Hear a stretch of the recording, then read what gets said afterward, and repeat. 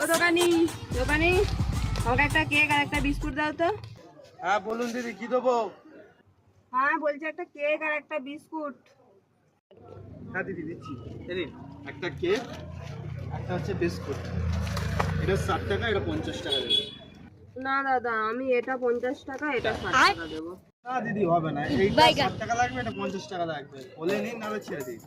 না দাদা, আমি এটাই নেবো। এটা 50 টাকা আমাকে দিতেই হবে, আর এটা 60 টাকা। দাদা দাও না, দাও না দাদা।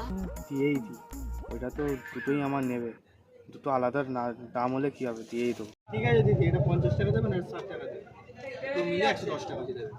ঠিক আছে দাদা, আমাকে এই একটাই দিন, 50 টাকা আমার কাছে আছে, এটাই নিন। তোমাকে তো বোকা চোদা বানিয়ে দিয়ে চলে গেল। আমাকে বললো দুটো নেবে, এখন সালা একটা নিয়ে সালা লস করে চলে গেল।